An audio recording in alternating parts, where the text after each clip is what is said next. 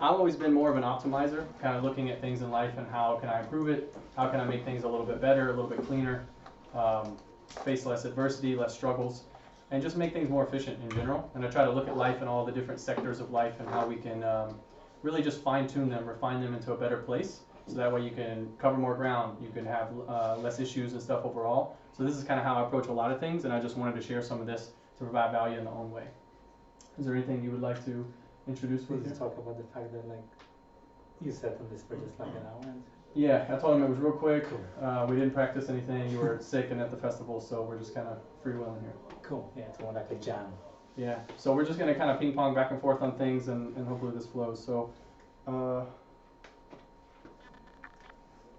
So in general, I came across this this post the other day, and it was super relevant to me about how like adulting is for us, right? Like we're all busy with so many things, especially as nomads, COVID, different stuff. It feels like we're always juggling a lot of things. It's hard to keep everything balanced, whether it's our relationships, on the road or back home, intimate or friends, also our career paths and what we're trying to do personal development wise, but even our direct health, whether that's physical, emotional health, all of these things. It feels like there's always a trade-off. No matter what you do, you're sacrificing one for the other, and it's really hard to keep things in flow. And so this is kind of the overall thesis of this presentation, is trying to stay balanced, and a couple things you can do in each sector that kind of supports it overall, so that way it makes everything easier, and you don't feel like you're completely giving up on one for the rest. Just kind of shortcuts and little hacks to kind of bring it all together. Can anybody relate to this, where you feel like you have to pick a couple of this and it's just like, what the heck, man, it's impossible? Yeah, okay, good. So we're on the same page. So the way I like to approach it in general is kind of like systems thinking. So everything is related. Obviously your physical health, when it's poor, you're not going to really have a lot of energy to do the things you want to do in your day-to-day life. Or if your relationships are a mess, then perhaps you're feeling lonely, or you're distracted, or you're not feeling like you have purpose or place in the world, and so on. If your career and your finances aren't right, then you're obviously stressing about this, and this takes away. So kind of the key aspect is basically learning when you can set some stuff in motion in one area, you're going to get benefits indirectly in other areas as well. It's all intercorrelated into the human experience. And I would preface as well as this time last year, 2 years ago, I gave a presentation directly on biohacking, more specifically about the physical side. That is on YouTube, so I'm going to touch on a few things on that today, but it's going to be more like the highlights. If you are interested in that and you have more curiosity, please just find that on YouTube, because it will be more relevant to the overall topic. But I just want to give a heads up on that, because we'll touch on a few more. Would you say you believe in systems over goals most of the time? I think so. I mean, they obviously are both relevant, and they both have synergy. But I think systems are essentially what help you get to the goal, right? Like the goal is the flag at the end of the the end of the path, if you will. But the system is all of how you get there. So this is more of where I focus. I'm very goal oriented too, but I think systems is at least where I find the most benefit for me. All right. So starting out, physical health. This is kind of the foundation, because if you're not feeling well, if you don't have energy, if you're not getting sleep, all of these things, then you're not really able to show up in the other areas as well. And I think we can all relate to this. We've fallen off the wagon with our diet or our exercise plans, or maybe we've been sick lately, or different things have been going on, and that kind of limits us. It's kind of like your battery pack, essentially. When your batteries are low, then everything else is much harder to operate. So I just wanted to take a few highlights here from a couple of the pillars that kind of integrate the physical health, at least from my opinion. Starting out is you are what you eat, so your nutrition is super important. There's obviously a ton of different approaches to this. Everybody wants to have their own opinions and own things, and that's cool and all. I think in general, the two main things you should be focusing on are blood sugar and inflammation. Both of these you can track, you can measure. They're very objective, and they're also very unique to your own metabolism and your own microbiome. So paying attention to not eating too many carbs, obviously processed food, things like this. That's where you're gonna get the biggest bang for your buck. When you do this and you can keep your blood sugar stable and relatively low most of the time, you're not gonna have those crashes, you're not gonna have the food cravings, and you're not gonna have difficulties with weight management and other things that are tearing you down. I personally prefer more of a paleo diet template, where I have healthy grass-fed animals or wild-caught animals, things like this. Lots of veggies, a little bit of fruit, but stay away from grains, dairy, things like that kind of make me not feel so well with digestion. Water is also another key point. I didn't bring it today, but it's on the video from 2 years ago if you find it. There's a great travel filter you can carry. It's really important to stay away from plastics and not drink like just tap water straight from the tap. They put a lot of chemicals and things in there to purify it and stuff. You don't want to be ingesting those, especially over the long term of your life. So there's a great filter called a Berkey.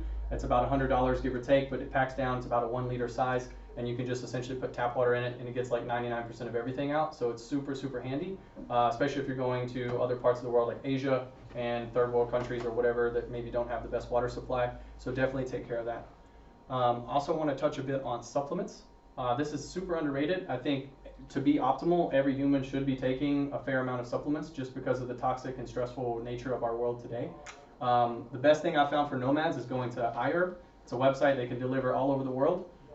There's a little coupon code for 5% off if you would like to use that. But basically you can build lists and stuff on there, whatever you want, digestive, sleep, antioxidants, and you can just have it shipped to wherever you are as a nomad. So it doesn't matter what country you're in, for the most part they can deliver. And this makes it super easy and convenient rather than having to find the local shops to go out and find what you need and filling in the gaps. That takes a lot of time and distraction. So I really recommend everybody check out iHerb and just start with something small until you figure out what works for you. They even deliver to Bansko, even though it's from the US. Yeah. That's one of the only places that are integrated, so you can even deliver here and there are no problems. They take care of the customs and everything. So yeah, really great place. Yeah, I mean we all have different health issues or things we want to do better, like could be brain fog, or you want to have more focus at work, or you want to lose weight, or whatever it might be. There's always a little bit of something you can do to tweak and fine tune that. So if you're not taking supplements, I highly consider you consider that, or you start thinking about that. Also sleep, super important. There's a few tenets that are kind of basically the foundation of good sleep. You want to have a cool room, not too hot, because the cooler you can get your body temperature at night, the more you can recover in the nervous system, you can regenerate. There's a lot of growth hormone and other things that are happening. It can only happen at a certain temperature level. So it's really important to stay cool. Not easy in certain places that don't have AC, but with fans and different things or stuff you can do. Get it dark. So a lot of us want to use we're nomads, we want to use technology and stuff a lot. So we're around a lot of blue light, these kind of white lights and stuff. Especially after the sun goes down, it starts to reduce your ability to make melatonin, which is your primary sleep hormone. Without this, you're not going to recover. You're going to age a lot faster. So there's different things you can do by setting up red screen filters on your phone. You can do this on your computers and stuff. It's just free apps and software you can do. Completely cuts out the blue light, so you don't have to worry too much about going way out of your way to fix this. And the last thing being exercise. So in general, we know this is super important. Sorry, did I not listen? What's the low EMF? Oh, sorry, low EMF. So this is basically all the wireless communications. So all your Wi-Fi, your phone, everything. Just turn that stuff off like before you go to bed. You can leave it on when you're awake. It's okay. But when your body encounters EMF, there's a lot of studies out there that show it directly impacts how much melatonin you can produce. So you're basically swimming upstream just by having your Wi-Fi on at night, your phone right next to your head of bed. Just turn that stuff off. Anyway, it's less notifications and stress to worry about who's trying to get a hold of you. So it's good in that way. Sleep mode enough?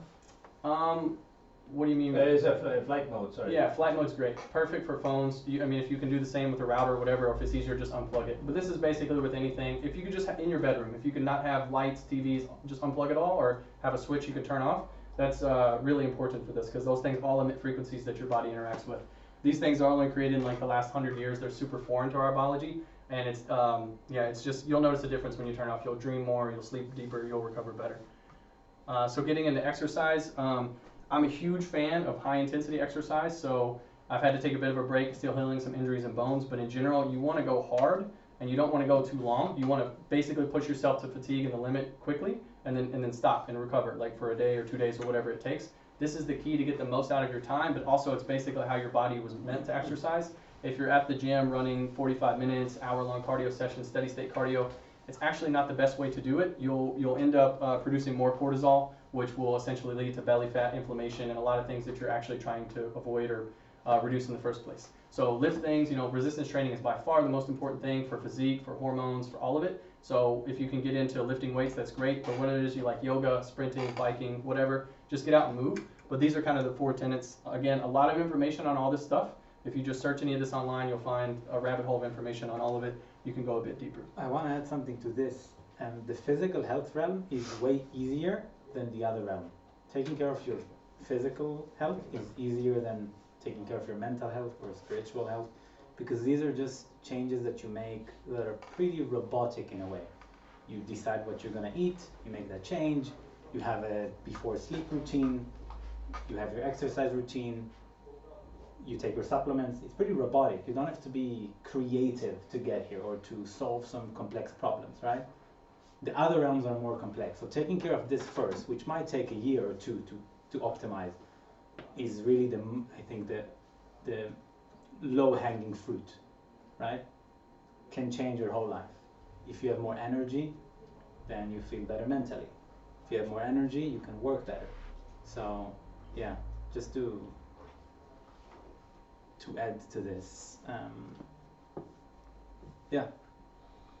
Yeah, and I would say if you have questions about any of this stuff, specific recommendations, follow-ups, you want citations, resources, whatever, just feel free to message me after. I can give you podcasts, books, links, articles, whatever you want. To just maybe you have one specific thing you want to start with, and that's great. So I know it seems like a little dense at first, but by all means, just follow up with this, and we'll get you going to the next one. What do you mean by infrequent exercise?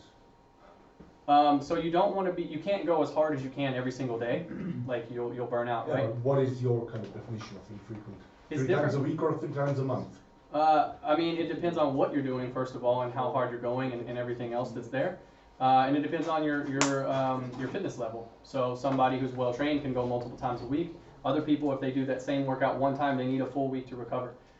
There's a specific workout I recommend called Body by Science, and it takes about 12 minutes. It's just lifting. It's 5 lifts. You do it at a gym with machines, and you just go. Basically, it's not about reps. It's literally about how long you can keep the weight suspended. So you go super slow up, super slow down, and you never let the muscle relax.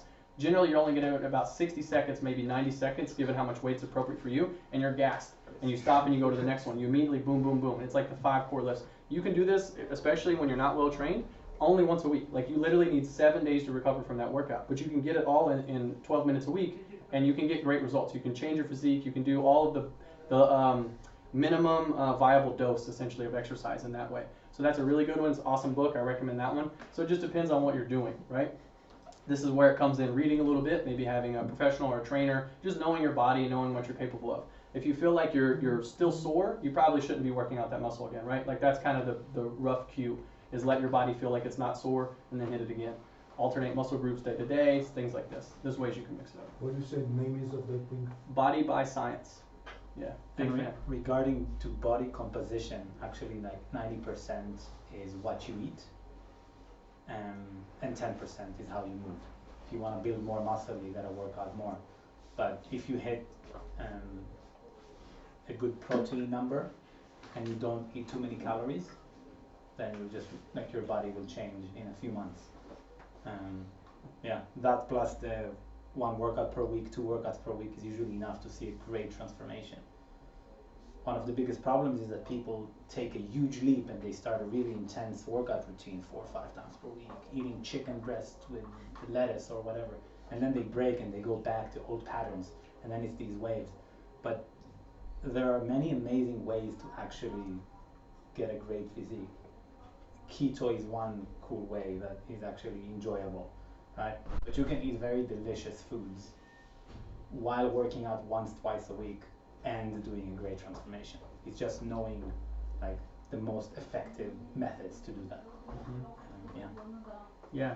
And so, like he was saying, you start, maybe you got some motivation, New Year's resolutions, whatever it may be. You could start into a very vigorous workout routine, and you're coming from an untrained, place, and you could burn out. You could get injured, or you could basically feel like, I can't keep up with this, and you get disenfranchised.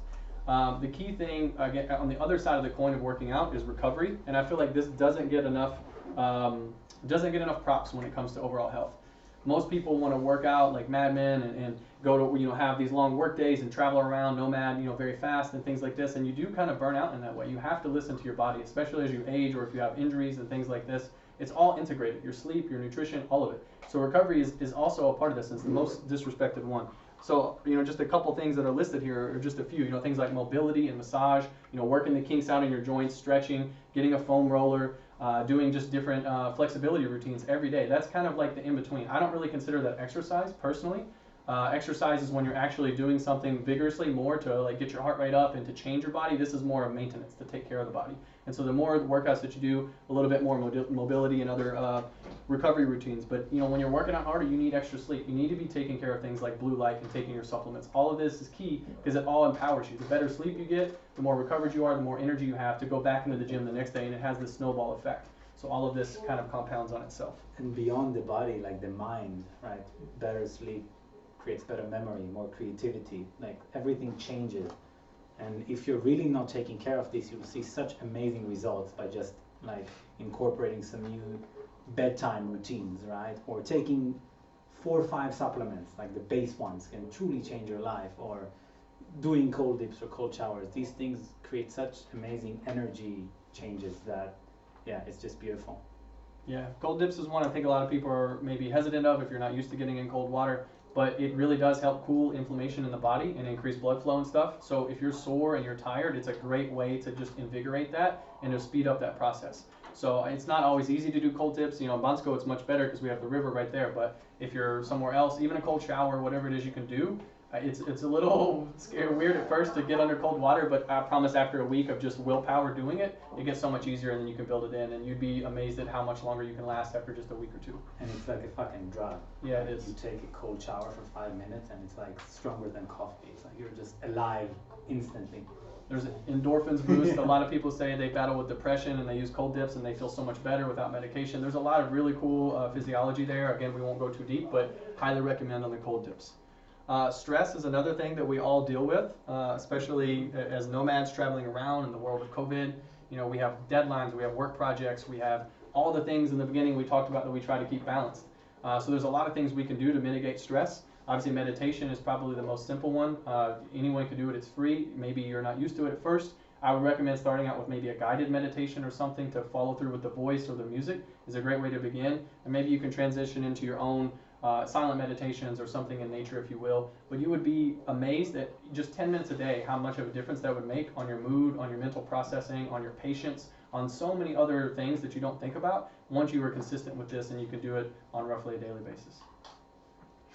That goes right in hand with nature, you know, forest bathing, getting out for walks in nature. We all know this feels good, and we all probably agree we don't do it enough. In Bansko, it's easier because you can just walk outside and you're pretty close to the mountains and seeing them. There's something about being out there that does cool the nervous system and calm you down, make you feel more relaxed.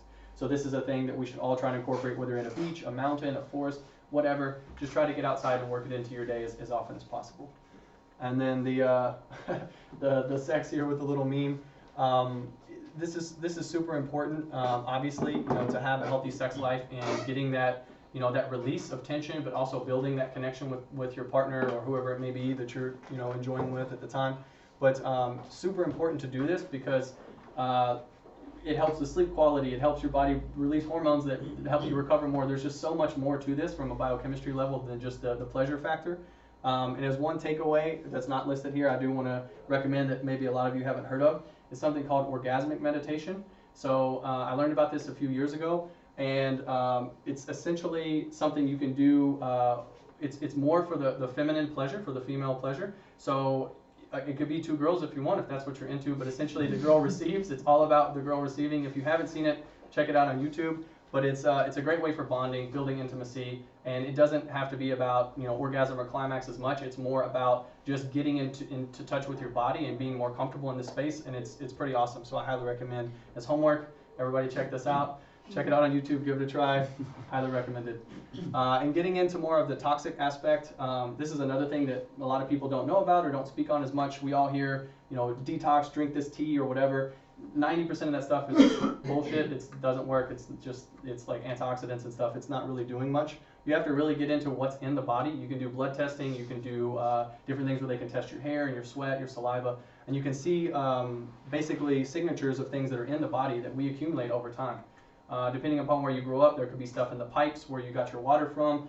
We're all nomads. We've probably traveled to Asia and other places where the water quality is not great. Chances are basically everybody in this room is carrying some kind of parasite. We just don't know it. And these things do affect your energy. They affect your digestion. They affect your sleep rhythm. They affect skin and hair and a lot of other things that maybe you don't realize. You can do some pretty basic cleanses and herbal things once, twice a year. This is what they do in these countries. It's part of their culture. We don't really hear about it if we're nomads and go there, but it is highly recommended, and it's very cheap and pretty much low side effects, if you will. So it's something that I think we should all explore as we continue to travel the world. And the last one that's near and dear to my heart is mold. I've technically been poisoned by toxic mold like a couple times in my life, and it really sucks. My immune system is pretty reactive to it now. Not just that, but things like fragrances and like fresh paint and even certain foods I don't deal with now. It's basically because mold really kind of warped my immune system in a way. I won't go too deep into it because it is a big rabbit hole. I highly recommend you check out that URL, just moldymovie.com. It's a great documentary that goes in depth on all of the science behind it, where you'll find it. Like 50% of the buildings in the world essentially have some degree of water damage. And this stuff, you breathe it in, it does off gas, you breathe it in, and it really starts to mess you up over time. So it's a very hidden problem. And if I could give you one takeaway from this screen, I would say please check out the movie and start to think about trying to mitigate your exposure to this. All right, so that's it on physical health. So we're going to go into a little more flow state here with some different things. So physical health being the foundation, of course, like we talked about, you can charge up your batteries, you can have energy to do all these other things. And that's cool, that's a little more scientific and more kind of nerdy in a way. But this is kind of when you can get into more of your own subjective peace of mind and things that kind of help you feel better and feel good wherever you are, working through your day-to-day stuff. We all have this. A lot of times this is kind of neglected as well when it comes to stuff, especially coming from the male perspective. I would say a lot of guys want to be tough and it's okay, I can take it, I don't need to talk about my problems, things like this. But I think that that's really not doing it service, because we're all human and we all go through things. We all go through difficulties. We all go through emotions. We all need help. We all need support. So these are a couple of things you can do just as far as making sure you take time for this as a nomad, because again, we get stretched in a lot of ways, and this one often falls on the back burner. But spending time to yourself, whatever it is, to kind of just decompress, take some time off, go walk in nature, take a long bath, read a book, whatever it means to you. There's no right or wrong here, but it's just making sure you get enough self-time, because that's something I neglected this summer. I was being super social and active, and I could feel it. After a couple months, I really started to grind down, and it was wearing on me. To add to the whole screen, this is pretty basic, so it's also more like a reminder. We know a lot of things, we have the information, but we most of the time don't take the right amount of action. So yeah, and regarding the alone time, it's also boundaries. It's really hard sometimes to basically say no to things, right, and invest in ourselves and do what's aligned to us. So this alone time point is also about boundaries, like practicing saying no, being okay with not pleasing others, and with choosing something that's better for us rather than just like succumbing to social pressure, because there's something going on, just like spending all our time in those places. Yeah, FOMO is real. We all get caught up in it. JOMO. Also JOMO is real. JOMO. The joy of missing out. Oh, okay, there we go. Nice. You nice had catch. this weekend. Okay, yes. Yeah, so again, like you said, these are just some basic reminders that you can do. Most people know about all of these things. One thing I do want to point out is on the hobby side of things. There's obviously a million examples that you could give here, but the last word is capitalized, and that's not just because of like the flow arts. You see us spinning pulley and juggling and doing things. Those are great, but anytime you can get into a flow state. So a flow state is essentially where you're not thinking about anything else. You're just in the moment. Like time doesn't really matter, it exists. You're not worried about these reminders, notifications. This is huge because you can take a break from all of that scattered mind, all of these things that are spinning and circling in your mind. Again, it's something that we don't always get enough. So whatever you enjoy and then you find that puts you in a flow state, that's what I encourage you to do, because that's the whole point of this. Like that's the break. 5-10 minutes, even that much a day, is enough to see a big difference in just taking a little mental break. So highly encouraged. And to explore new things, so you can find out about new things that get you into flow. We sometimes forget to be childish, to be kids, to just like try new hobbies and invest in ourselves in that realm. So, yeah. Yeah, be playful. There's so many cool things out there, and as we travel, we get exposed to a lot of cultures and different ideas, and just go out there and enjoy it. Just try to be a kid with this stuff. Developing lifelines is also super important. We'll tap more into the social side in a minute, but as nomads, our relationships are very transient. They come and go. Some people in our life for days, weeks, maybe a couple months, and maybe we don't see them again for a year or longer. And this is also true for our friends and family back home. We all need people that we can count on and support on, no matter what, that we can be vulnerable with, that we can open up to, that can help us. So make sure, like another challenge here as an exercise is to maybe make a, like after this, make a lifeline list. Like who in my life do I have that I would talk to, and am I doing enough to maintain that connection or relationship? Do they feel that I'm there for them in the same ways that I can count on them? And make sure that you respect and nurture that, because life goes quick and things happen and you get distracted, and before you know it, some of these things might decay, and then when you need them, it kind of doesn't feel right and it's weird. So just make sure you're respecting that is basically a takeaway here. And then the last point, getting into trauma. This is something, basically all humans have had trauma. It's just what flavor and what degree, right? It could have been something in a childhood, something in a relationship, a near-death accident, financial stuff. I mean, the list is endless. There's a lot of things you can do to tap into this and to process these and to essentially liberate yourself from the tangles that they kind of weave into our system. The one I'm most familiar with and recommend is EMDR. So it's a professional therapy you can get.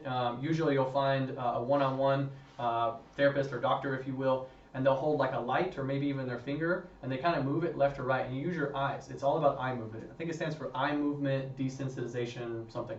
Anyway, by doing this and recalling the memory, the traumatic experience that you have in a very gentle way, you will feel the emotion go through you, but your amygdala, which is the processing center in the brain for trauma, gets a chance to reprogram it. So it's no longer stuck in that feedback loop. You can actually kind of flush it out in a way.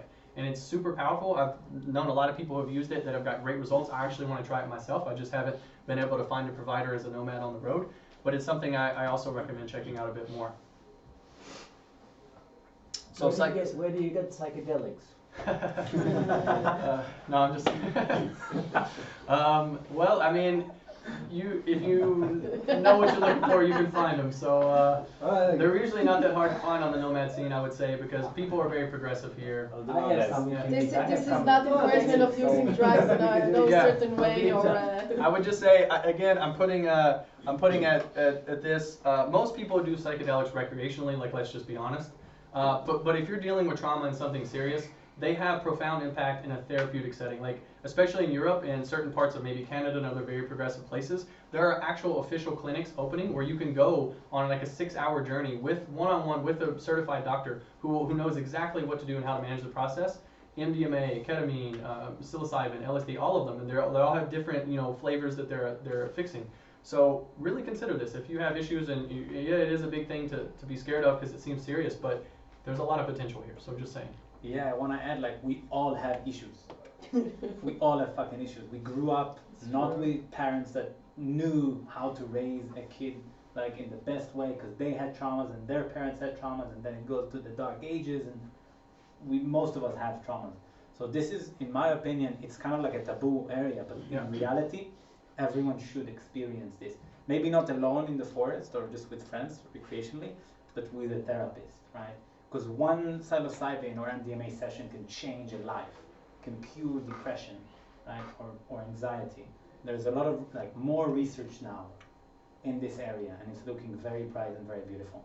So yeah, highly encouraged to dive here, and explore. Yeah, there's a lot of cool documentaries coming out about this stuff. Great, just videos, research. Just search it if you're curious.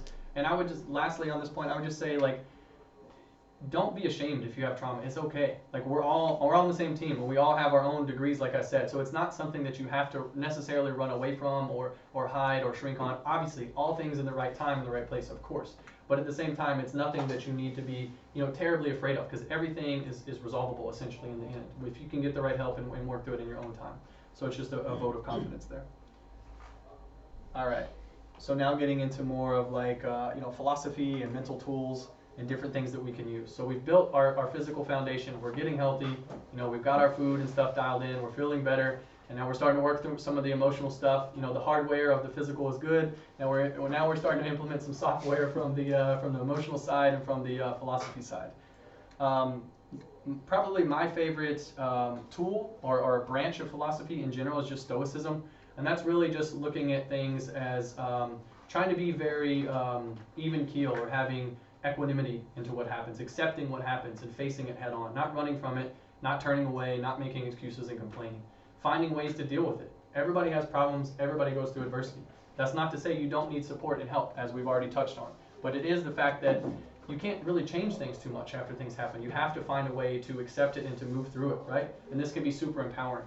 And so this is a picture of Marcus Aurelius, which is obviously one of the one of the most famous men in history, Roman Empire, and probably the most famous Stoic. He's written a lot of great books and has a lot of material out there with all the stuff he dealt with in his time.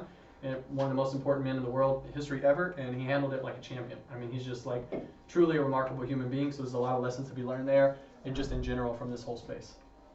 Books that I'd like to recommend, and people, Ryan Holiday is one of the top Stoicism like mentors and experts, and I would start with the book called the Practicing Stoic, because it's just like very action oriented. You can just read that book and you'll understand the philosophy. Then you can get into Meditations by Marcus Aurelius and to dive into like the deeper realms of Stoicism, but those would really make you understand it. And it's a lot about like getting rid of the victim mentality. We all have like pity inside, and once we release that pity and we realize that we don't have to be victim and we take control of our lives, many problems just disappear, right? One of the biggest reasons for bad mental states, depression, anxiety, is feeling like a victim. And this is basically like a mental tool to get rid of that, right? And to really reduce the amount of times where we feel like we don't have power, or like, we're just victims and life is hard and we have nothing to do. There's always something to do. And this is a great strategy to tap into that mental state. It's like it's a very empowering like operating system essentially of how to make decisions and move through life to be a better human. You know, that's a very like platitude statement to say, but it's generally working through all the kinks that come up that all humans face regardless of culture and age and era. Of course there's some differences, but in general it's just basically working through aspects of the human condition that are limiting us in a lot of ways that maybe we don't realize, and they're actually very easily solvable with just a little bit of practicality. So a couple other tools that branch off from this, rational optimism. I like to be a little more blunt about it and saying like stop complaining, right? Because complaining doesn't really doesn't serve you, right? Like if something bad happens, it sucks. Of course you need to vent, you need to express. By all means, run your course. But when it comes to other things that are out of your control, stop complaining about them, because you're just programming the mind with negative vocabulary and negative intentions and all these things, and that stuff has a very hidden consequences essentially. If you can control it, do your best to handle it. If you can't control it, let it be. Like that's probably the simplest way to break it down, and just try to accept what it is and make the most of it in a way. That's like a very blunt, short statement on that. And the more you do this, it's kind of like a habit, right? You start changing the ratio of you complaining and you just taking control or letting go, and in 3 years suddenly you don't complain anymore, or you barely complain and it's automatic. Mm-hmm. So that's why it's also a very good investment. You do it for a while and then it becomes who you are. Habits become traits, become your personality.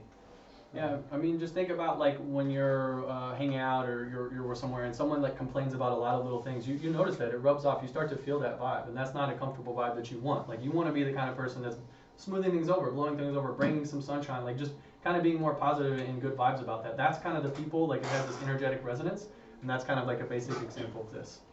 And a good way to act on this or to utilize this, when you find yourself going into a difficult time or a difficult spot, you want to complain. Try to reverse that a little bit and focus more on gratitude. It's not always easy to do. We're humans, of course, but gratitude is like the best medicine because it's free. And like when you have gratitude, it's the most powerful emotion. When you feel gratitude, you can't feel anything else. Like it literally overrides everything. If you're afraid and you feel gratitude, you're no longer afraid. Like you just reboot the system into a new flavor, and it's super, super powerful.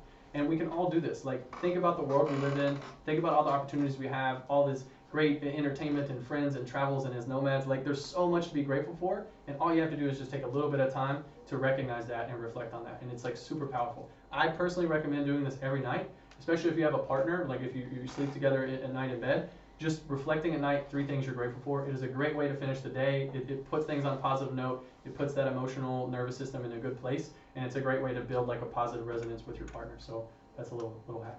There are also great videos and audio that are focusing on this. I'd recommend writing Sam Harris Gratitude, where he really like makes it visual, and the exercise is you imagine if you were at a war-torn country, like barely surviving, feeling so anxious because you might die, in the next 2 hours, right? Imagining you in those scenarios and then bringing yourself back to now, and suddenly, whoa, this is a pretty great place to be.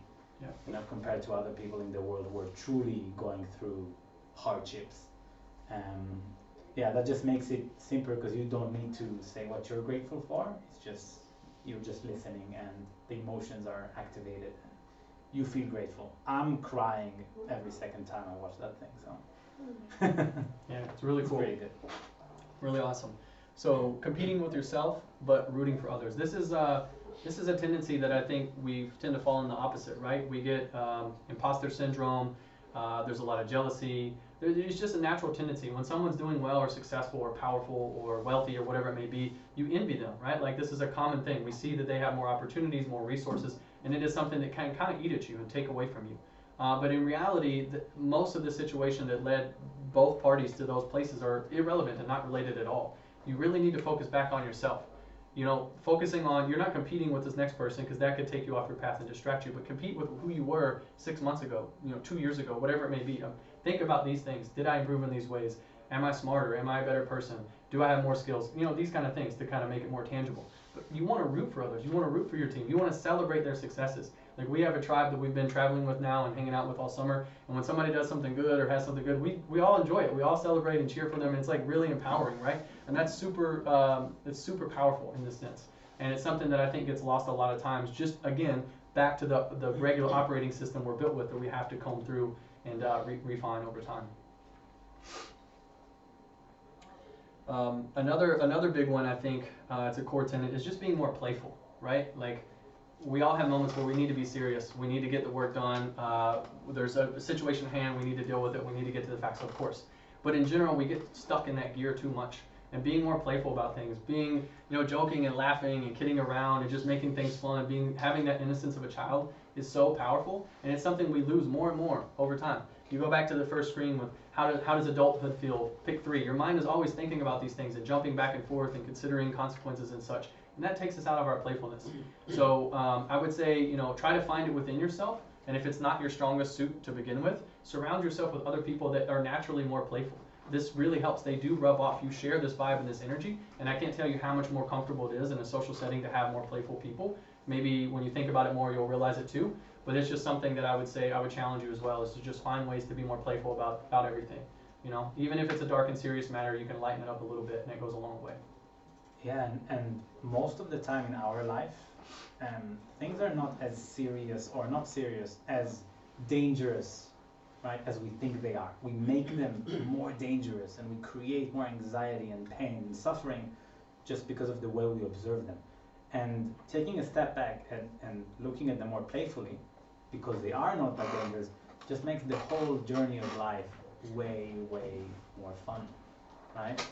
Like, yeah, it's one of the, for me, that's one of the biggest challenges in life, to be honest. I'm really focusing on this one right now because I tend to be too serious about things.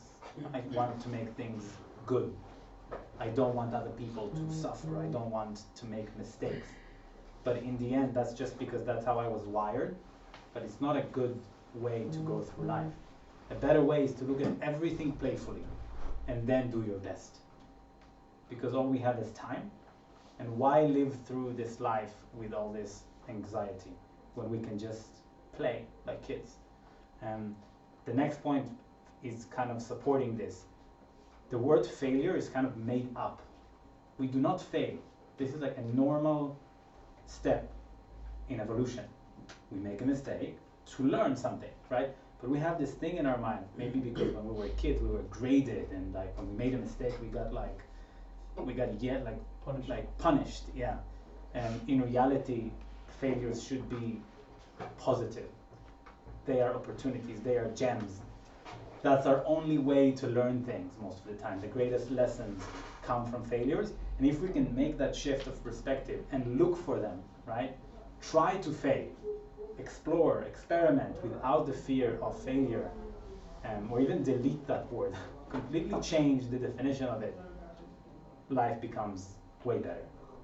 Do that and look at everything playfully, but do your best. And suddenly, I think, 80% of your anxiety will just disappear because it's not needed anymore. Yeah. There's no losing really. You either win or you learn, basically. So when you approach things that way, it softens up the risk category a lot. You have anything on the last one? Honest compassion, yeah. I just want to invite you to be more vulnerable in a way and to be honest and compassionate. So many people don't go deep and don't criticize others because they feel like there is no value in that or it might hurt them. But in reality, being compassionate is not only like saying good things. Being compassionate is also being like honest, right? Or being a good friend is also being honest, saying when something is wrong, when something is not perfect, when you think that someone should make a change, when you think someone is making a mistake over and over again. So this is an invitation to be compassionate and honest. Try to balance them, right? Not only to be loving and positive, but also to share. Don't know if judge is the right word, but yeah, to criticize your friends and loved ones if it means helping them. I think it's about speaking candidly, right? Like not feeling like holding back in ways that obviously you want to approach things with a bit of tact. You want to make sure you choose your words carefully, the right moments carefully, and the people are open to receiving, and you've built that trust and that bond. But ideally, you would build in connections, both receiving in yourself and open to receiving this feedback, because it's generally only helping you, and also being able to offer it to the same people in return. Because it's so helpful that a lot of people just say the nice thing because it's like politically correct or whatever, and the world kind of keeps spinning madly on. Not saying you have to fight every battle, pick your fights, of course, pick your spots. But at the same time, it's trying to help people see their blind spots and get through in these ways that maybe they're not currently equipped to. I certainly appreciate it, but it takes a lot of humility to get to that point, right? To not always have your defenses up and your guard up on these things, right? So it's another super key point to working over the total mentality. All right, so we've got our hardware, we've got our software, we've got the operating system built. So now how do we show up in the world? Like how do we use this and what are we doing this for, right? So we went through the messy, underneath the hood surface, and now we're out in this big, wide, weird world, and we're nomads, we're traveling around. Socializing is at the core of everything that we do. It's part of most of the reason why we are nomads, so we can meet interesting people, we can travel around the world, have new experiences together, and people will change us, and that's beautiful. This is a picture of a big group of ours celebrating our friends going away in Vietnam before we left. So a lot of us were stuck together there for a while because of the COVIDs and lockdowns and things like that. And everybody got along great. We had a lot of good experiences together, a lot of nice people and good memories built there. So it's just a picture of that, showing up. But Mike has been really big in talking a lot about building a tribe. And I think it's so important because like I said before, our relationships can be very transient as nomads.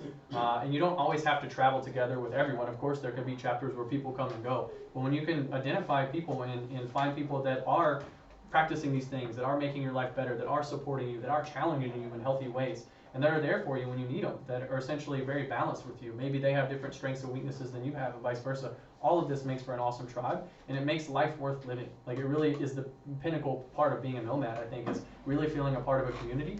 And as we travel to different places, you don't want to just completely separate from that community. So if you can find ways to intertwine this, or even stay together digitally and stay in touch and connected, it's huge. This is like also a problem of the 21st century. We became individuals in our minds, but in reality we're not built for that. We are built to be in a tribe.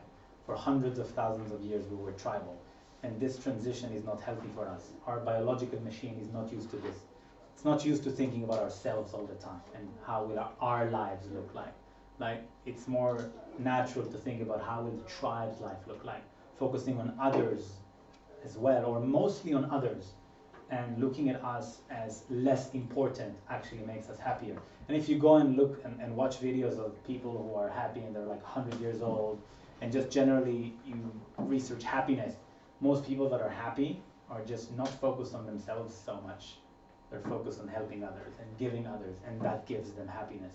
So having a tribe, feeling like you belong, can really improve our state of mind. And it starts with going deeper, with not being afraid to be vulnerable, with sharing more, with trying to connect, with trying to help, right? And not trying to stay from a distance. And it takes time to build those those habits. But once you do that, you start attracting people to your life. You start committing more. And eventually you will be surrounded by people who can trust, and you will feel like you've got people who will take care of you, and you will think about yourself less. And then happiness, I think, naturally increases. That's one of the easiest ways to become happier. Just creating that tribe. Yeah, it seems counterintuitive, but it's definitely plays out in the real world. So, how do we do this, or where do we start with this, right? Some of us have been traveling for a while and maybe haven't quite found that niche yet, and we don't know where to start, or maybe it starts and stops again, and there's all this intermittency about it. In Bansko, things are very easy. We have a strong community here. Matthias has built something special, and you just show up and you have a bunch of friends, and everything overlaps, and it's essentially effortless. You can just start going to events every day of the week. There's something if you're available, and you can naturally, organically build those connections that way. But much to Matthias' chagrin, sometimes our visas expire and we must leave, so we have to go to other places. And when we go to other places, most of you guys are aware. Most of you guys are aware of this, but there are a lot of hotspots in the world. It's not just Bansko. Bansko is a special one, a premium one for sure. But in Asia, in Western Europe, in South America, wherever it may be, there are 5, 10, 20 places maybe in the world that get a lot more traffic, if you will, and those are great places to start. Each of them have their own flavor. Each of them have their own type of person that might come, or experiences you might have. If you want something spiritual, whatever, maybe go to Bali. If you want to party, you can go somewhere else, blah, blah, blah. But there's a lot of these. And when you're there, checking out the events as well. I know this is pretty basic stuff of what I'm saying, but it really comes down that you have to put yourself out there. Like, showing up in the place is one thing, but you also have to be available. You have to be vulnerable. You have to be willing to go if you're in a new city and you don't know anyone as the only person and making friends. If you're introverted or if you're shy, this can be a little difficult at times. It can be a challenge. And it just comes with, it gets easier with time. If it's something that you haven't done a lot in your life or feels uncomfortable, just try it. Go spark up a conversation. Most nomads are super friendly, super open, super welcoming. And from there, you can start to kind of, make some connections and build from there. And you'd be surprised at how quickly it can grow. I'd like to recommend here also to try the deeper thing I talked about, to try to not only talk about fun stuff and the normal nomadic topics, talk about what's on your heart. Share deeper things with people, break the ice, and don't try to be someone that you're not. And that's the best way to meet real friends, long-term relationships, long-lasting relationships. Yeah, be vulnerable, be authentic, real talk, these kind of things. The things that you don't normally get, or maybe somebody else might be afraid to say. Those are the kind of things that really stand out, and when you take a little risk like that, you're almost always rewarded, especially if you're in the right place. And if you're not, maybe you're not in the right place, and that's a key, and that's okay. But that's where you have to start if you really want to get the deeper ones. It's actually great if it shows you that you're not in the right place, because if you are authentic and honest and a person doesn't connect to you, then they're not a good fit. When you put on a mask and it's not you, then you might actually gather friends that are not good for you anyways. And then you need to go through the process of spending so much time with them, and then realizing that, and you can save months or years of your life by just not putting that mask on and just being who you are. So I think the key here is really that, there's a saying that it takes a village. We're not really lone wolves. We're built social creatures. We're meant to have, tribal communities, social networks, all of these things. We need people in our life for all the things already discussed, emotional, mental reasons, spiritual reasons and stuff as well. But for so many things. Right?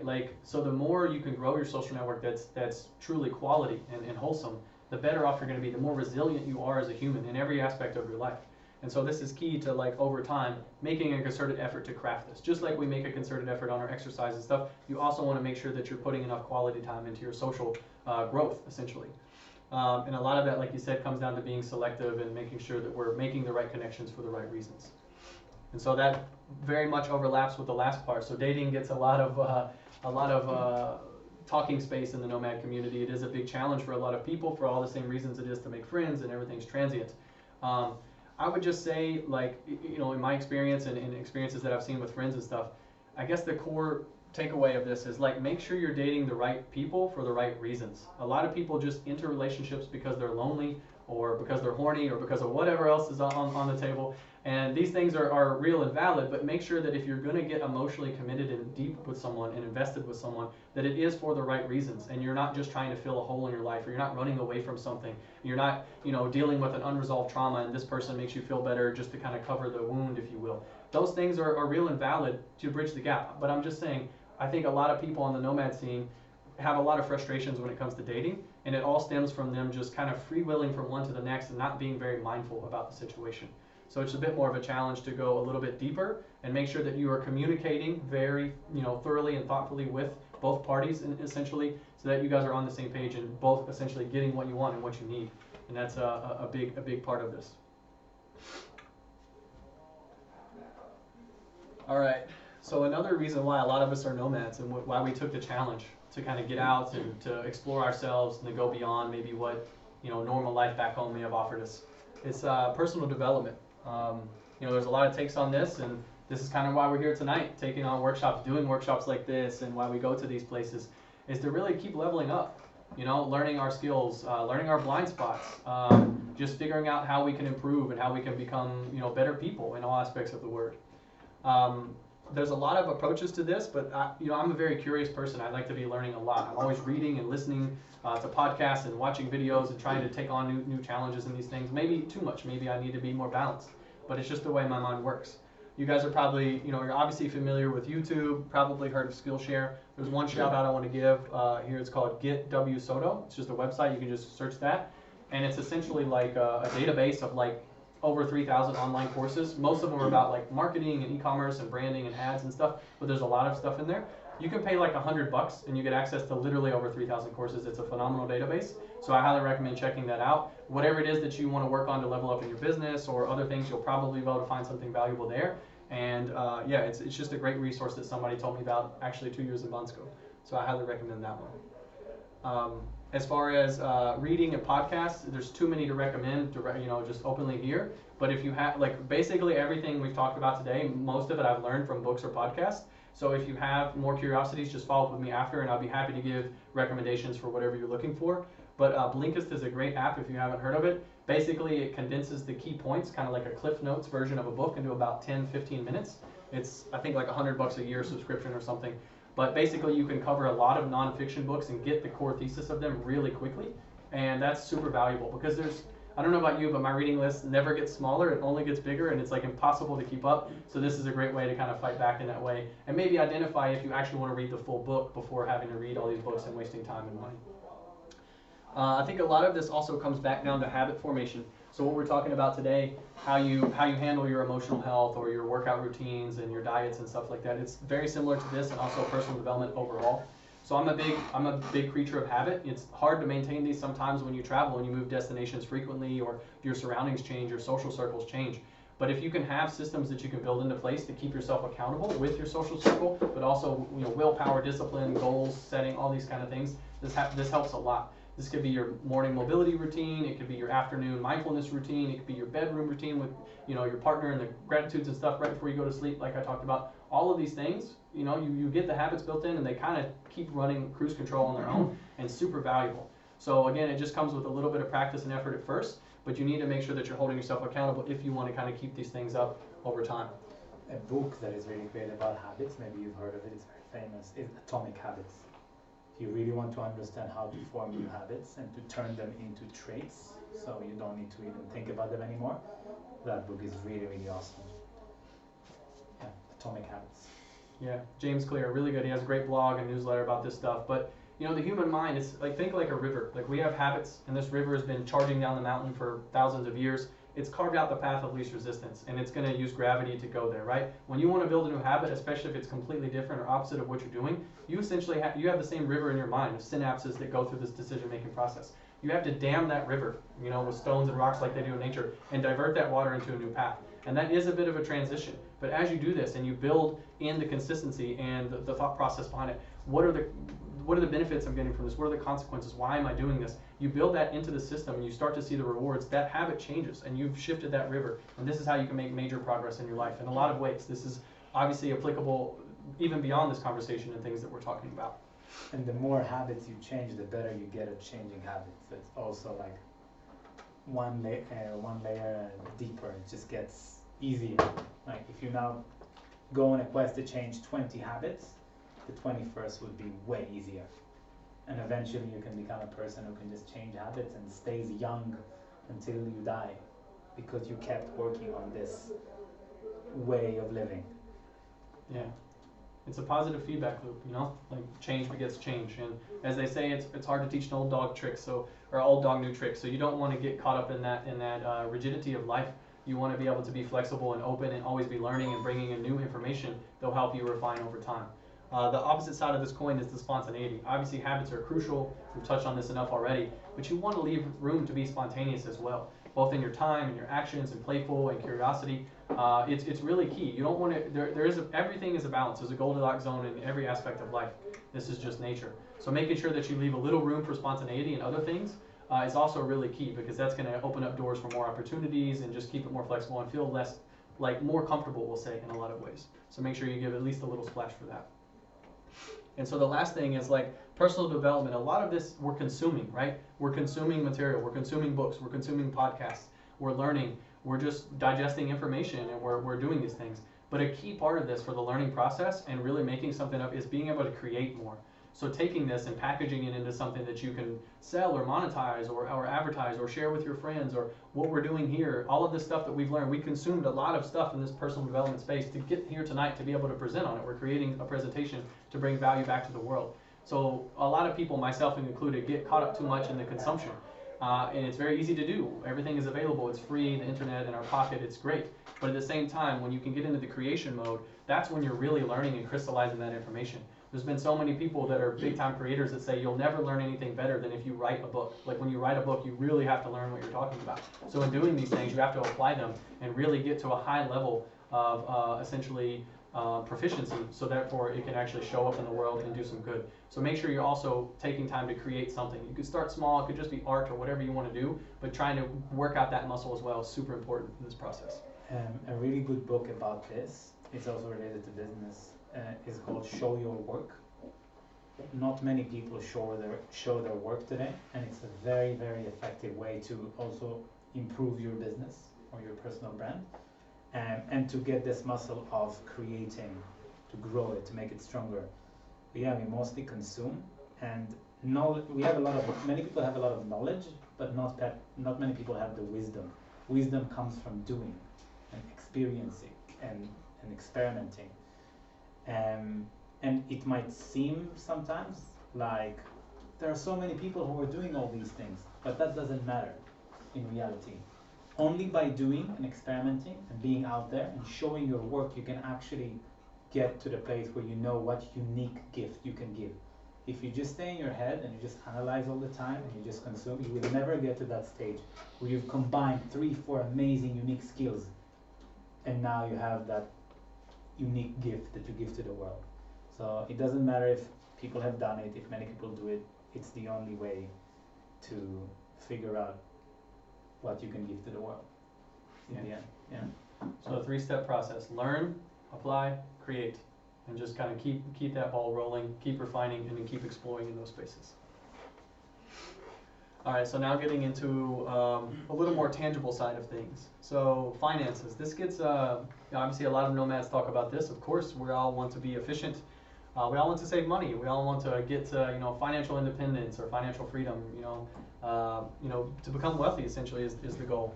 And there's a couple little tips and stuff here that maybe some of you guys are familiar with, but there could be some new aspects here too. This is kind of an example of things that I do, but also things that I've learned that I'm aspiring for. So if you're from America, I highly recommend the Charles Schwab bank account, just because they reimburse all ATM fees worldwide. So you don't have to worry about losing a couple dollars, every time you go to the ATM. That stuff does add up. I like to think of like basically trying to be efficient with every dollar and the compounding interest I could gain from that. So ATM fees suck, we all know it. So go for that one if you have access to the US market. Revolut's is a good one for EU people. At least I think they've expanded to new markets. They also have a pretty high limit on how much you can withdraw from, so make sure you're not giving your money to big financial institutions for no reason. Now, if you really want to make money on your savings and you want to park it essentially, and you want to get away from banks, DeFi is a new one that's really breaking into this scene.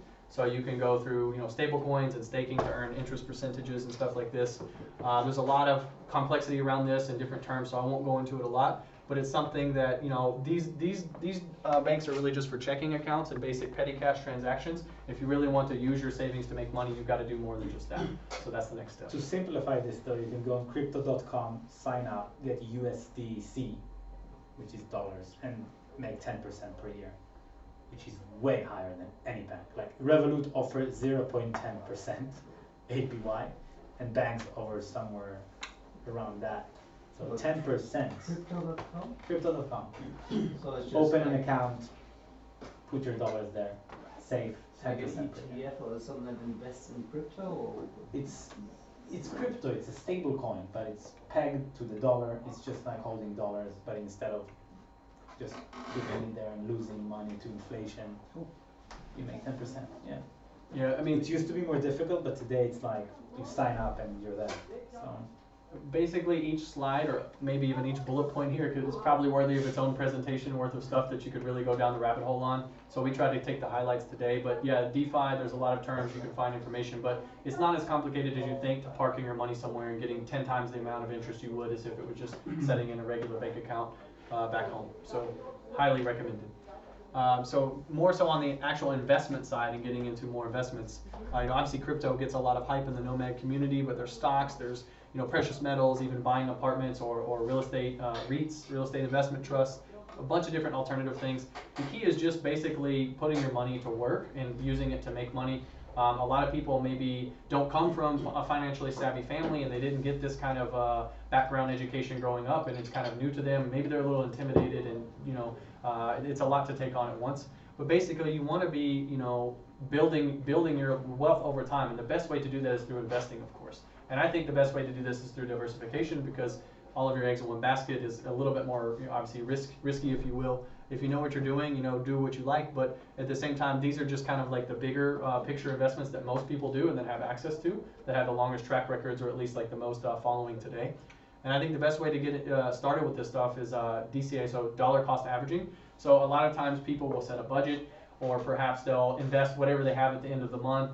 And a lot of times that end of the month doesn't come. That money is not there. Dollar cost averaging essentially lets you set essentially an automatic withdrawal from your account. You could put it right as the same day you get paid or whatever, for whatever amount, $100, $1,000, whatever your budget, whatever you're trying to do, and you don't have to think about it. It automatically goes into the account, it gets invested completely, and you're doing this across the time scale of the market. So the markets might go up, they might go down, there are different cycles and whatnot. If you're dollar cost averaging, you're hitting that same timeline across, so you're getting a nice average of the cost, rather than just trying to time the market, which can be very difficult and maybe more risky when it comes to things like upside and downside.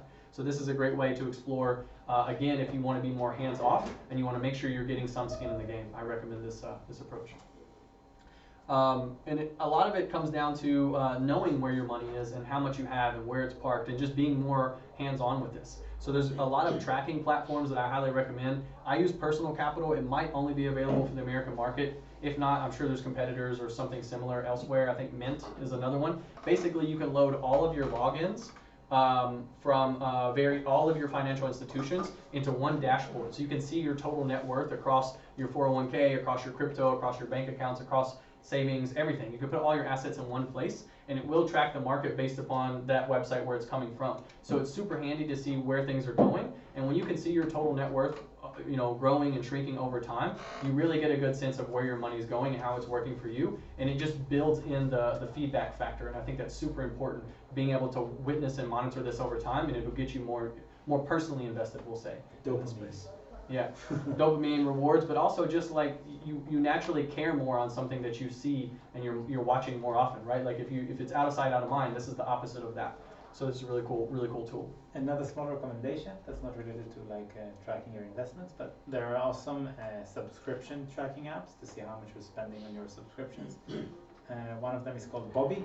If you're not tracking your subscriptions and you kind of feel how much you're spending but you're not sure, that also makes it visual, and it just simplifies things. And maybe half of the subscriptions you have, you can just let them go and they're there for no reason because you signed up like 4 years ago or something. So yeah, that's also good to track. Yeah, I mean, and so mostly what we've been talking about so far is saving money and investing money and tracking it and so on. But obviously as nomads, we also want to make more money. Like that's where the most, reward comes from here, both in dopamine and fulfillment factor, but also the most potential. unless you're already rich, it's difficult to make a lot of money investing, right? Like the more you have, the more percentage you can earn on that. But if you're still, if you're starting at the bottom or you're somewhere along the way, developing more income streams, again, getting back to the personal development of learning skills, meeting other people, networking, finding different workshops and stuff to go to, and starting new projects. All of these things are the best way to make more time. Like you investing your time and stuff, you're going to get 100% reward on whatever project you create, essentially, rather than maybe 10%, 20%, whatever it is, if you have a great investing year. So this is another thing is, set the foundation of this stuff up and let it run in the background, and then try to put most of your efforts into growing skills and growing ways that you can build different revenue streams to diversify your income. That's the key point. Yeah, people don't talk about it often, but skills also have compounding interest. You just don't see it as clearly, right? When you learn a new skill, it starts to compound, and at some point, after 10 years, for example, your skill is worth way more. If it's within the career realm or business realm, it's your hourly wage. It can start like an example would be like you can work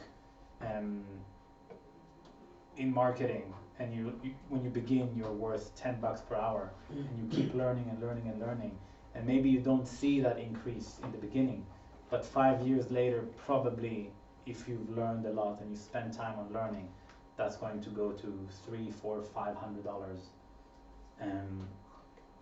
So yeah, learning skills also compounds, and in my opinion, it's even more important in the beginning than the investments. As he said, like make that automatic and spend most of the time on just like learning new skills, and eventually you'll get to a point where you're just making a lot because you have mastered them. Yeah. So we look for a lot of value. We want to live in cheap places, so we have more discretionary income at the end of the month. Put it to work, put it to use. Investing in yourself in courses and going to workshops and maybe other boot camps and things like this, if you will. Those are the things that are really going to push you forward in a faster way. All right, so maybe the most simple and boring aspect of our presentation tonight is like the logistics side. So we won't touch on this too much because I think a lot of this stuff most people know and most people have already found out, but just to be sure, logistics are a big part of Nomad, moving around the world, making things efficient, making sure that we're, getting good deals on stuff, and how do we manage all the background stuff that we all hate to do, booking flights and Airbnbs and stuff. You're probably already aware of Skyscanner. If not, you should definitely check it out. Best way to hunt for flights. The tip here is to search for the flight and get the information, and then book directly with the carrier, because you're going to be able to get a better policies, cancellation, luggage fees, things like that. Don't book through the site itself.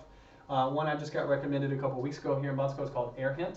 So what you can do is type in your flight and your date, and it'll pull up the flight for you through the site, and it gives you basically a score based on their algorithm, how likely the flight is to go reduce in price or go up. So it kind of gives you a cue as should I buy now or should I wait, or where is it? Because unless you really know that lane because you fly it often, chances are you're not sure what the exact price should be or what it's been recently. And so this gives you a lot of information on do I want to take the risk by waiting another week, or should I go ahead and pull the trigger now? It's just another background information there for you. Another thing that Mike really showed me nicely a couple weeks ago was the Airbnb discounts. A lot of people just look on Airbnb, they find a place they want, and they just submit and book it or whatever. But literally, I'd say 8, 9 times out of 10, it seems like if you just message the person on there and ask them for a better deal or a discount, or hey, even shoot them an offer, you can get sometimes 50, 60% off the price of what it is. Airbnb is super inflated. They're using their algorithms, they're using the hype, a lot of other things out there to inflate the markets, and most of the time, if the person can secure a month-long accommodation at their property, they'll more than happily give you close to a 50% discount. So this just takes a little effort, and if they say no, they say no. It's okay. You're not any worse than when you started, but it's something I challenge you all to do, because most of us use Airbnb at least to initially get into a new destination. So yeah, when you see properties, even if it's way above your budget and you're like, what the fuck, this is very expensive, that's not the reality. We were going to Porto, for example, and the average price of one bedroom apartment was 1,300, 400 euros, right? But we got apartments like Nathan got a 1-bedroom apartment in a central location for 650 euros, which was 70% off or something, and we got a 2-bedroom apartment for 800 euros, which is also 60% off compared to the monthly Airbnb price. So don't fear to ask even for crazy discounts. Just say your budget. For them, not spending time on getting 5 tenants in that month or 9, and not taking the risk of having only 50% yeah, people only 50% of the time is worth it. Like they would take way less if you go for a month. So yeah, that's an awesome one. Yeah, it's a great one that I think maybe people are undervaluing for sure.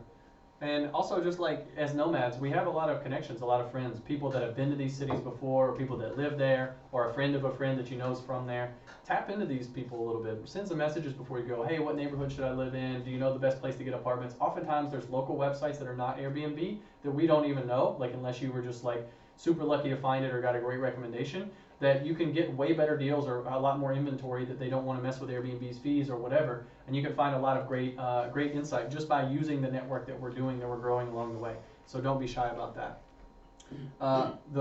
A digital mailbox service I want to recommend. It's only available for this brand is in the U.S., but I'm sure they have stuff in the EU or wherever you're from.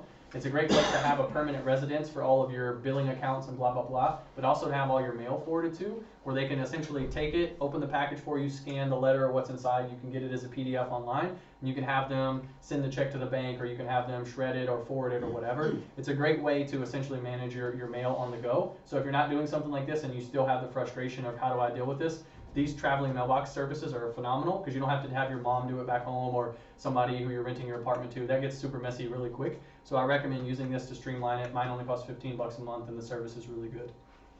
And then also general like in minimalism is like a big approach we have as nomads. You know, oftentimes less is more. We can do without a lot. We can find things locally when we get there. So it's just kind of another reminder there. You know, I recommend packing cubes. You guys probably all know what those are. You probably use them. If you don't, they're just like a little zip up small bag compartment that you can put your laundry or put your different aspects to keep things organized. And it makes packing, moving from place to place so much easier by keeping things organized in these little cubes.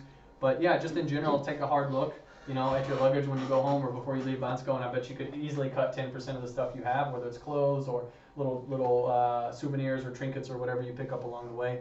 So another key there is just traveling lighter and traveling easier. And the last one, again, a little bit related to logistics, but I set this up during COVID or whatever, but is using a password manager. We all have a lot of online accounts. It gets messy trying to remember these passwords. And if you're using the same password for everyone, you're super vulnerable to like hacks and things like that. So you can essentially make one master password. This is a free software. And you can basically, it'll encrypt all of your other passwords and you don't have to remember any of them. It works on your phone and it works on your PC or whatever. So this is a great way to keep up with this stuff and keep your digital life that much more secure. All right, almost done, guys. Thank you for your patience. All right, so another key part of Nomads is using through our workspace and trying to be productive, right? I'm a huge fan of standing desks. This is an example that you can see from my apartment in Vietnam. So I didn't have a good standing desk, but you could pretty much build it with any kind of furniture if you're creative. It's so important for your spine and your posture, even your metabolism, blood flow, and everything, just to not be sitting down all the time. If you want to take a break and sit down, of course. But at the same time, standing desks are like so good when it comes to everything. It's truly a lifesaver for back pain and things like that if you deal with that. But you want to make sure you get a lot of natural light in your workspace. This is really key for your sleep, your circadian rhythm, but also just your overall mood and energy throughout the day. I see a lot of people even just still using their regular keyboard and trackpad, and that's super inefficient, for your hands and everything. It slows you down. You know, just get a $5 USB mouse and keyboard, and it's a super upgrade for your life. I know it's not as minimal, but I think this is a very lightweight trade-off for productivity in this regard. And if you're not familiar with Pomodoro breaks, I highly recommend them. So, getting into 25-minute, work sprints, work rushes, but making sure you take a 5-minute break every 30 minutes. Go outside, get fresh air, go pet your dog, go get a drink of water, whatever it may be. It's a great way to just reboot the mind so you can get more done over the course of the day. And also just batching the tasks together. There's a lot of things that we don't want to do, like the admin stuff, all this logistic stuff. Put that stuff generally at the end of the day when you don't need as much brain power. It's easy, you can kind of do that on cruise control anyway. And you want to do like the deeper work, the harder stuff at first, as we'll call it, eat the frog. So if you have to make an important phone call that you're a little tense about, or you really need to write this article, or whatever it is that requires more creativity, more presence, try to do that stuff earlier in the day when your brain is more fresh. You're going to get more results over the long term, and you're going to feel better because you're not going to have that big important task waiting for the end that you've been procrastinating on. So it's kind of the inverse procrastinating. Yeah, there's usually 1 or 2 tasks per day that would really move your business or life forward, and they should be done first. yeah, so dealing with the small stuff usually just drains our energy, and then we don't have enough to face the true challenge or to do what really matters for us. All right, and so now getting into the last part, just good vibes. You know, like relax a little bit, get up, do a little dance, do something funny. Like just have fun with your day, break it up a little bit. You know, don't be too caught up in the work grindy stuff. Like make sure you take a little bit of time to laugh and play. Co-working is all about this, so it's great. But sometimes you might be working from home depending upon where you are in the world. So don't forget to just lighten it up a bit and make it a bit more fun. All right, so wrapping all this up together. So we talked about a lot today, a lot of different aspects, a lot to think about, a lot of dense information, maybe new ideas, new things. And the key is really just trying to find a balance overall, not overall sacrificing yourself in any one degree for the other, and finding a way that they can kind of be more cohesive and coherent in this. And what I like to do is basically identify maybe the area that needs the most work in my life, or areas where I'm slipping, or maybe where I have it's easiest to get this situated first, and kind of break these up into compartments one at a time, and just do a little bit in each one, or whichever one is the most pertinent at the time, and just keep going. Like this is not something you can just do overnight to just switch all these lights on. It's going to take some time if you want to get to this point with all these things, but it's something that's very easily done. So just make sure that you're staying focused with it and being pretty consistent. And a lot of that comes from discipline. You know, like we all have self and internal discipline. Of course, we want to reach our goals. We want to be productive. We want to do these things, be healthy. So you need to have a core tenet, core thesis, like what's your why to drive you. But also having external discipline. This could be accountability partners or people in your tribe that know you very well that can kind of call you out when you're slipping a little bit, you know, in a compassionate way. But these kind of things really help a lot to keep you on the course. So this all comes to constructive feedback, you know, both to yourself, but also with others. And just having that overall strong support circle to help you to getting to where you want to go. All right.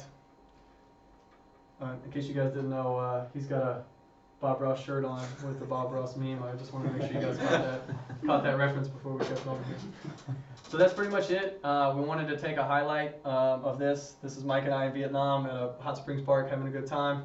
You can follow us online. You know, we talk about this stuff a lot in different posts and writing and just kind of things that we consume. This is where you can find us pretty much across the different channels.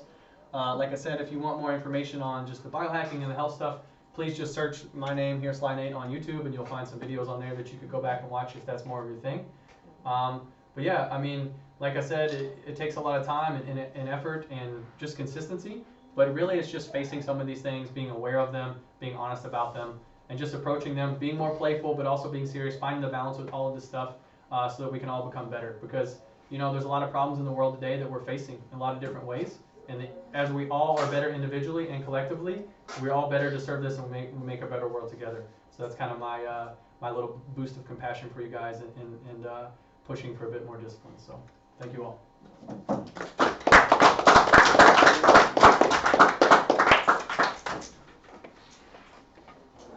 Questions? Everything has been answered. What was the main hack that helped you guys along the way as being a digital nomad? Just as being a digital nomad? Well, I mean, it's going to be an indirect answer to this. I would say it was way before I became a digital nomad, to be fair, but it did kind of start the mental path towards that, and I think it was just experimenting with psychedelics because it really caused me to open my mind and question everything I thought I know, to like really get serious about this stuff. Like it literally touches every single slide of this, because before that time in my life, this was not me at all, and I didn't want anything to do with it. What were you doing before that? Probably very standard stuff, wasting time, playing video games, just a bunch of boring stuff, like not being productive. Yeah, corporate jobs, like just not thinking outside the box, not challenging myself, not pushing myself to really look at my life and assess what is actually true instead of just following the herd, so to speak. Like regarding the last part with the productivity, so you, for example, you wouldn't recommend to work here because it doesn't have natural light and no standing desk, and it's a bit not a good vibe. Meditation for No, I mean, You can put the chairs in here. Yeah, maybe. They have maybe not in this exact space, but co-working has great facilities, and they have standing desks, and like even in the gondola and places, plenty of natural light and all this stuff too. It just depends upon what's your flavor. This is kind of what works for me, and I think there's a lot of science behind it for like health and stuff like that too. But whatever vibe that you feel comfortable with and get the most productivity out of, that's really what's most important. This is not my favorite place to work personally, but I do like the lounge and I do like the quiet space as well. So it just depends on what you like. If you just come here during any day, there's people that love it here because there's no natural light. You don't feel the change between day and night. Yeah, I think it's good. I think it's important that you have different environments for different people. So there's no one answer to life. And it's also good that you don't see anybody out of the window, so you don't get distracted. True, yeah. And you've got great views. Yeah. So anything else? Any other curiosities or questions? Or maybe issues you're having in the space that you want to get feedback on or something?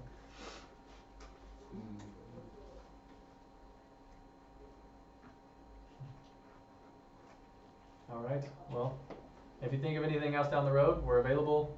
Please let us know how we can help.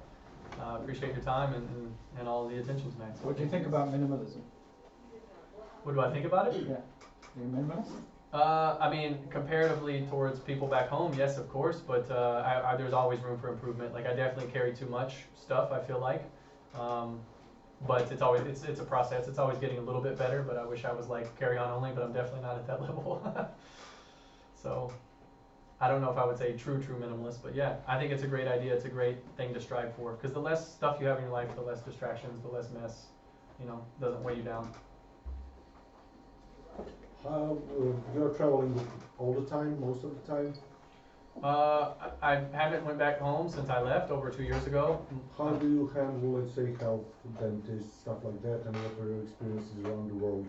In general, is it okay everywhere, or you need to be really careful? Who do you choose to help you with treatments? In general, experiences with that? In my experience, it's been pretty good everywhere I've been. I've been pretty fortunate, I guess, but I always try to like look at reviews and get feedback from local people, recommendations like best dentist in the area or whatever when I do. But I haven't really I did have an accident where I had to have surgery and stuff, so I kind of was at the mercy of what was available at the time for that. But most of the routine maintenance stuff, I've been pretty fortunate and haven't really had any issues. I think even in Asia and other places that seem like maybe less developed or whatever, it's all pretty good. I mean, cleaning teeth is not so complicated. It's kind of cleaning teeth, If you need something very specific done, then maybe you have to be a little more targeted in that, perhaps. But it really depends. There's a lot of medical tourism around the world where people go for surgeries in Thailand and stuff. Yeah, I understand that. That's the reason why I'm asking you if you have experience with that, and what the general level of quality is that kind of reliable. In my experience with 2 surgeries and all the dentist stuff and everything you have to have normally, it's been totally fine, like better than I would have expected, Obviously, maybe I got lucky, but at the same time, yeah, I think there's a reason why people fly for knee surgeries and stuff to Thailand and stuff, because it's also comparable. The world develops everywhere. We are just not aware of it if we haven't been there. That's what I'm asking for. From somebody who has been. I think it's a great nomad hack for sure, the medical tourism. If you can plan certain things you want to do when you're going to go to cheaper countries for the winter or something, you're going to go to Asia, yeah, definitely try to do that. I mean, cosmetic stuff or whatever it is, it's 20% or less the cost of what it would be in some Western countries. So fair enough. Personally, I live in Croatia, which is similar to Bulgaria, so it isn't expensive. Okay. Overall, it's good, but more like if I'm on the road and if I need anything, that's kind of the context why I'm asking. Yeah, just make sure you go to cities. If you're in a small village and you need something, it's kind of sketchy. Don't go to dentist in Bansko. No, the dentists here are fine actually. I've did it a couple times, so they fixed my teeth 2 weeks ago when I almost lost them. Yeah, I've heard that. So you're fixed now. Mostly, yeah, I'd say we're getting there. The cheapest is to eat well, move, and get some supplements. In the long term, that sure, but you can break your teeth and you need to get sorted out. Yeah. But potentially also that was less critical than it would have been. Yeah, perhaps. Yeah. So what's your video called? Does it have a certain name that makes it easy to find? I think my channel name is the same, SlyNate. I think it's just like biohacking 101 or something like that. I only have a couple videos, so if you find my channel, it should be right there. If you can't find it, just message me. That'd be on YouTube, right? Or yeah, it'd be on YouTube. Yeah, I can send a direct link if you can't find it. Just message me. Post it maybe in the event page or something. Okay, sure. Good idea. I mean, I found it, but you're not the only SlyNate on YouTube. Probably not. You will post the presentation. But clearly the first Yeah, one, sure. because all the others have to put numbers after, right? But he's probably the first one. 'Cause Actually, he isn't. all what? You can have the same channel name on YouTube. Really? 5 Yeah. SlyNates without numbers. Oh, that's weird. But I don't know if I there are thought you have to be Because SlyNate no, one. so account is your Gmail account and it's just a nickname which is not supposed to be. But Biohacking 101, there's only one video like that from SlyNate. Probably, yeah. That can only be one. I have a question. Does one of you have an example of a belief that changed after using psychedelics?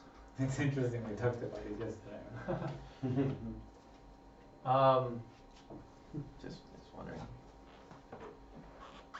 I mean, it's hard to be like very specific to like a single thing, I guess. I mean, if you want to be bigger picture, maybe just like I'll say my perspective on like religion and things like that significantly changed after that for sure. And how did it change?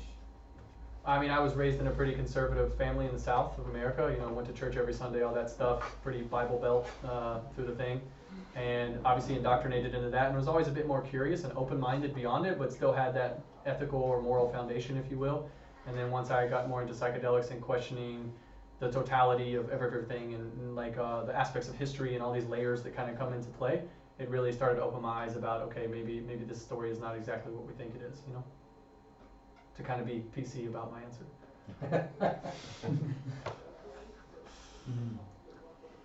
For me, it was the first experience was just like understanding nature, and I think it opened up ways of thinking that I can't even logically just like easily share. But yeah, I felt, because I grew up like in a city and I didn't know a lot about nature, I felt like I understand way more about the world, and that just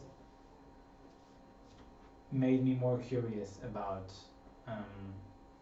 plant medicine and the psyche and the psychology and what the hell do I have within. We didn't talk about it, but yeah, one more thing that's very important in psychotherapy is like Carl Jung's work. We have multiple parts to our personality, and he believes that there's like a journey to become our true self, to become individualization in the journey, and we have to accept and feel our repressed emotions, our shadow, our ego, and kind of understand what's going on inside to truly be free and to tap into our full energy. Yeah, and on psychedelics you kind of feel the ego dissolving. You kind of feel like you're not the center of the world suddenly. You're very tiny, right? And you're not the most important thing in the universe. But it's hard to explain.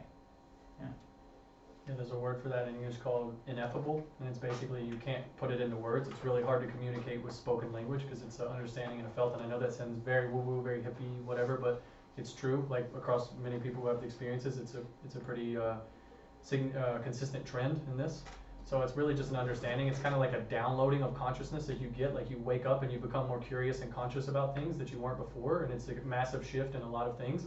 And you just start to look at the world and approach the world differently. Maybe you're a little bit kinder, or more compassionate, or more curious, or in the beginning maybe more rebellious because you're revolting against all these things you've been kind of like indoctrinated in before, and you're like, what the hell? Like, what is this? You know, like this. I didn't sign up for this. You know. So a lot of these things, it just kind of gives you a new window to look through. We'll say. Sam Harris, one of the most famous neuroscientists, has a really good talk about it. Like his life changed when he took MDMA with his best friend. Just they were in the house and they were just chatting and talking and opening things, and he's really explaining, I think, in better words what it did to him, that experience, and what he learned about love and compassion, and how his perspective changed from that. So yeah, Sam Harris, psychedelics, would be a good Google search. And Terence McKenna.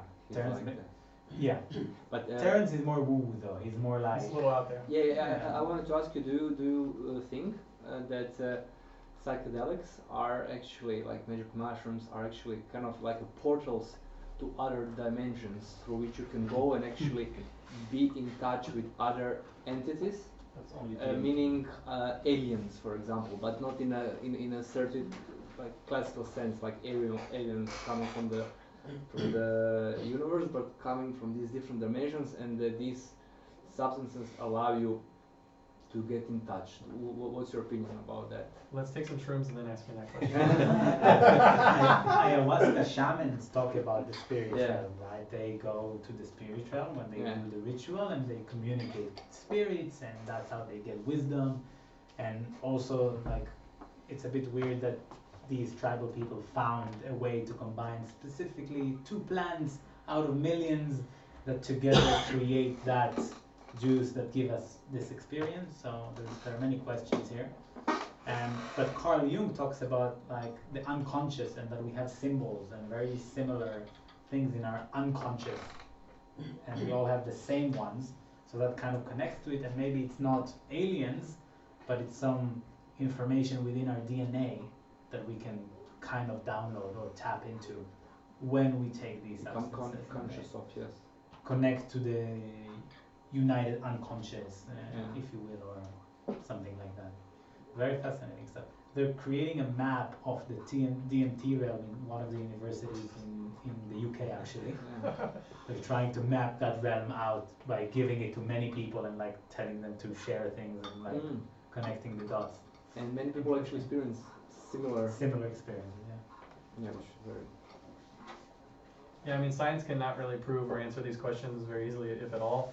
So it all comes down to personal experience a lot of times. But if you start to see trends and things like this of anecdotal reports, maybe there's a lot more than meets the eye. yeah. And I think, you know, in the spiritual whatever realm, there's obviously a lot of things there that we'll probably never be able to prove or measure. But when you start to see these patterns across, and I think, you know, you just experiment a little bit and open your mind and just be curious. And I think you'll come to the realization there's probably more than meets the eye that's going on. Where to pin that down or how to label that, I don't know. But it just, there's a lot of weird stuff happening, and you're like, okay, this probably can't be coincidence in the bigger picture. So. Yeah. Can I have one more question? Of course. Actually, this like being digital nomad is very specific type of the lifestyle. You kind of travel, you change many people, whatever. Do you consider that, like, from your experiences, many digital nomads that you have encountered, that you have met, that actually a high number of those people, percentage, actually are kind of in the how would say, are falling into the category of people that are looking for that something is missing, and that missing piece, or that quite unusual differences in their brains, whatever, makes them live the lifestyle that they're living in, actually. You know, so like high percentage of some disorders, let's say ADHD or something, that actually you find more likely among these people than in general population, where everybody like lives their normal lives, whatever. And plus, on the top of the disorders, there's other category of like problems for like family problems. So they're kind of in a way like running away, and they found better living and traveling the world than actually being and facing on a daily basis, like, because I think I had a little bit found that, but it would be very interesting to make like some sort of like survey or something to really see what's your opinion on that. I mean, I think, you know, it's hard to say. My sample size is still pretty small for how many nomads they are and how many I've met and so on. It does seem just, you know, for as far as I can see, it seems like a lot of people who are on the nomad path do have more trauma or something they are running away from back home. It's like a good escape in a way. It doesn't mean everyone, of course, and it's hard to know unless you go deeper with a lot of these people. And as far as the ADD and those kind of things, it seems to be a little more prevalent. But I think if you think about it, nomads are basically all tech workers, right? Like we do something tech related, and those are like more like ADD kind of people in general. Kind of like they like those kind of tasks or whatever. They just kind of naturally go that progression in their life. I don't know. I don't know how many people take medicine for it or diagnosed. I don't pay attention to those things that much. But I mean, as far as natural tendencies, even in my close friends and stuff, where they seem to jump from task to task and get distracted very easily, maybe there's something there. Yeah, there's probably a good chance of that, I think. I think something that many nomads have in common is not feeling like we belong to our place. Otherwise, why would you leave, and especially for long periods?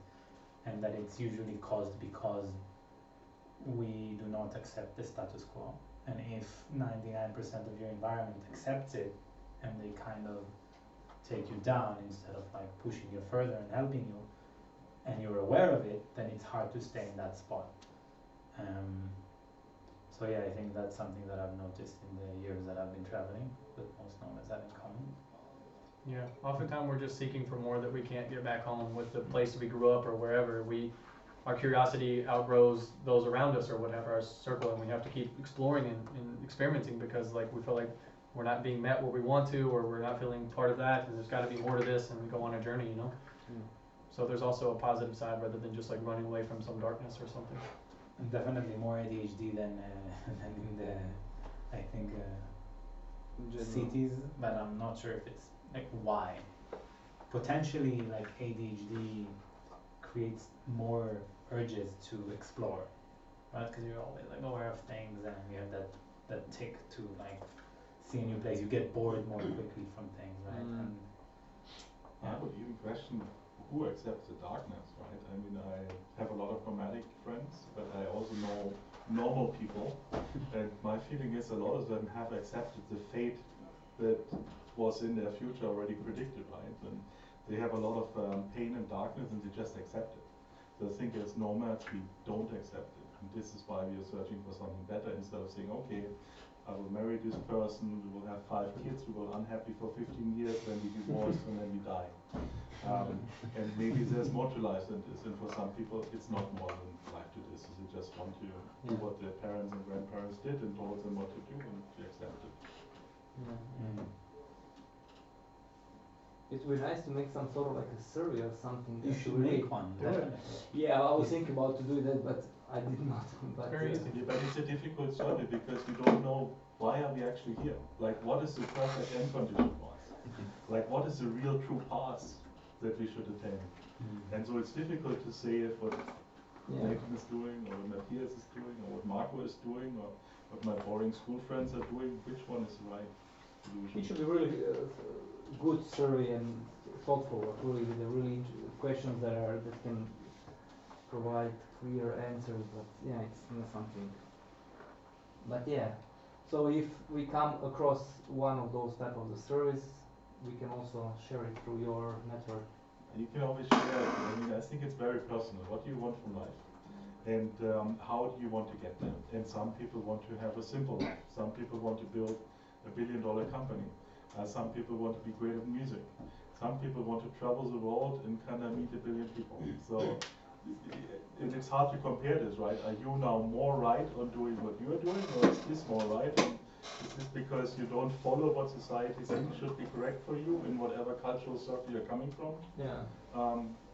And then you meet people from other cultures and you think this is interesting about nomads. So in some, like depending on where you're coming from, your beliefs are shaped, right? In school you're told specific stories, your religion tells you how to behave and what to do.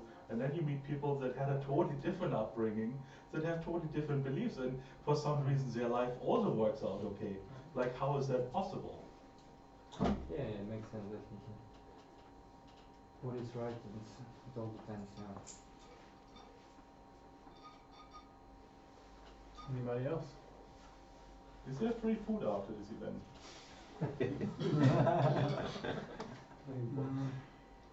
You gotta take shrooms to find out. Are there free shrooms actually? Cool. All right. Thank you guys. Hope you got some value. Thank you.